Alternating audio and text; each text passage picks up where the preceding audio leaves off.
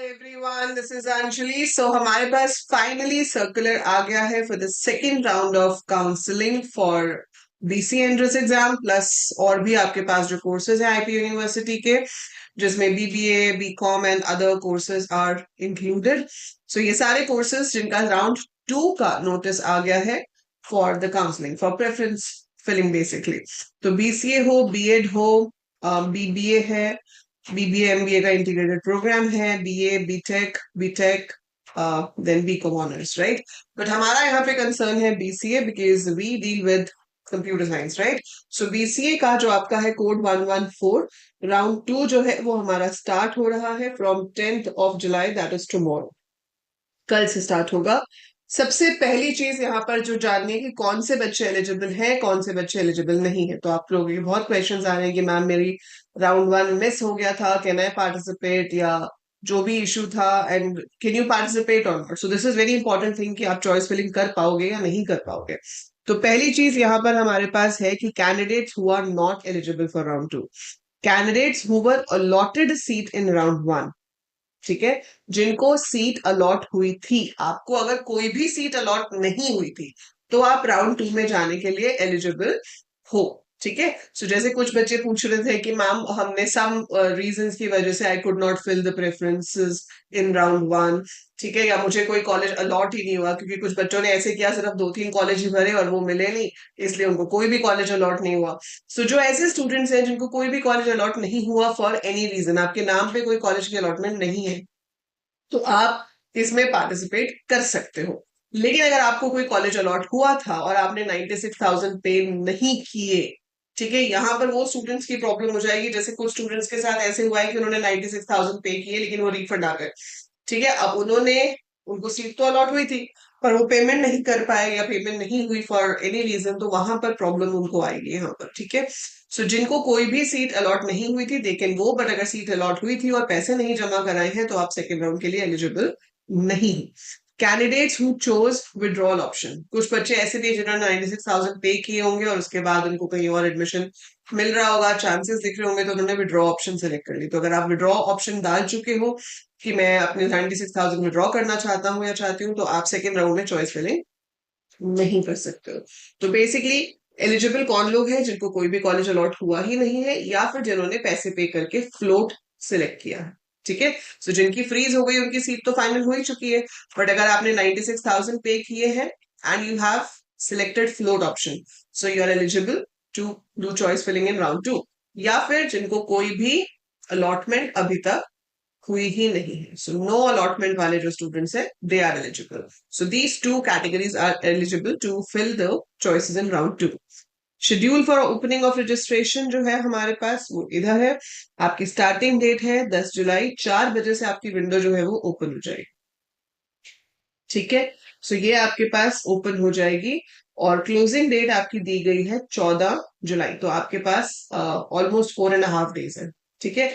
सो 10th evening से ले लो, चलो कल बहुत ज्यादा रश होगा तो आप साइट खोलोगे भी तो हो सकता है कि साइट ओपन ना हो रही हो, कुछ ना कुछ इशू आ रहा हो, बट हम 11 से भी मान लेते हैं, तो 11, 12, 13, 14, सो आई वुड से कभी भी लास्ट डेट पे मत रखो, ठीक है, और पहले दिन भी प्रॉब्लम ही होती है ओपन करने में। So the safest dates to fill in and freeze और to submit your choices is 11, 12, 13, ठीक है। अब चॉइस फिलिंग जो है, अच्छा ये बीटेक के लिए था बट इसका भी सेम ही है, ठीक है। सो हमारा 6 बजे शुरू होगा, 4 बजे नहीं शुरू होगा। So it will start at 6। Now choice filling for the candidates who register in round 2, जो रजिस्टर ही अभी पहली बार करेंगे, ठीक है। पर आप पहले रजिस्टर कर ही चुके हो क्योंकि इस बार तो रजिस्ट्रेशन स्टार्टिंग में ही हो गई थी, आपने काउंसलिंग की फी भी स्टार्टिंग में ही पे कर दी थी जब फॉर्म की फी पे की थी, लेकिन उससे पहले ऐसे होता था कि हम काउंसलिंग की फी अलग से पे करते थे, ठीक है, तो वो प्रॉब्लम नहीं है आपकी। अब यहाँ पर क्या है, candidates who have already been allotted a seat paid the requested part academic fee, whose documents have been successfully verified, chosen the float option in round 1, ठीक है, वो कर सकते हैं। और जिन्होंने रजिस्टर ही नहीं किया था, जिन्होंने रजिस्टर भी किया है, तो वो कर सकते हैं। 15 या 16 तारीख को आपका राउंड 2 का रिजल्ट आ जाएगा। तो 14 को चॉइस फिलिंग खत्म होगी रात को 11:59 पे, एंड 15 या 16 को, सो हम लेके चलते हैं, चलो 16 लकी ना, तो अगर 15 को आ गया, बट 16 तक तो फॉर श्योर आ ही जाएगा। फिर जैसे अभी राउंड 1 के बाद आपको एक हफ्ते का टाइम मिला था, पैसे पे करने का, फ्लोट या फ्रीज डिसाइड करने का, वो आपको राउंड 2 के बाद भी दिया जाएगा। ठीक है।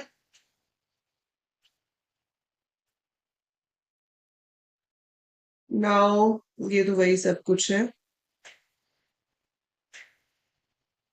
This we have discussed already.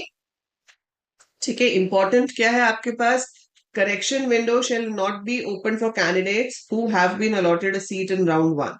जिनको राउंड 1 में सीट अलॉट हो चुकी है उनके लिए करेक्शन विंडो ओपन नहीं होगी। ठीक है, और उनके डॉक्यूमेंट्स भी वेरीफाई हो चुके हैं।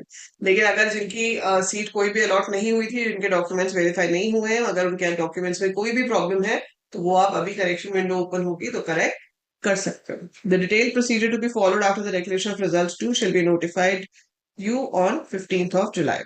ठीक है, उसमें आ जाएगा आपका कि कितने दिन आपको मिलेंगे फॉर पेमेंट एंड एवरीथिंग, कितनी देर विड्रॉल के होंगे, and everything will be mention on 15 July circular.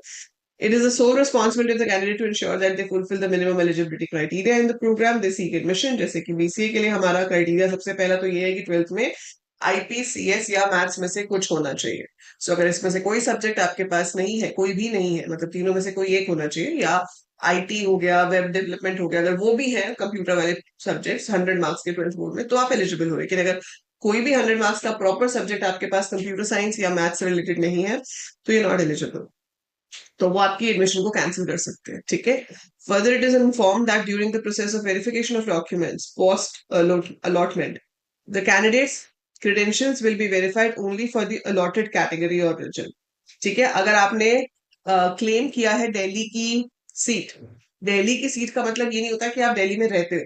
ठीक है, आपने 12th का बोर्ड कहाँ से दिया है, कहीं, ये मैंने पहले बहुत बार बताया है, बट स्टिल अगर किसी को कंफ्यूजन है, जब हम दिल्ली और आउटसाइड दिल्ली बोलते हैं उसका मतलब है कि आपने पेपर जिस स्कूल से दिए 12th के वो कहाँ पे। जैसे अगर मान लो कि मैं फरीदाबाद में रहती हूँ लेकिन मेरा बच्चा दिल्ली के स्कूल में पढ़ता है, तो मेरे बच्चे को दिल्ली कैटेगरी में गिना जाएगा क्योंकि उसने दिल्ली के स्कूल से 12th का बोर्ड दिया है।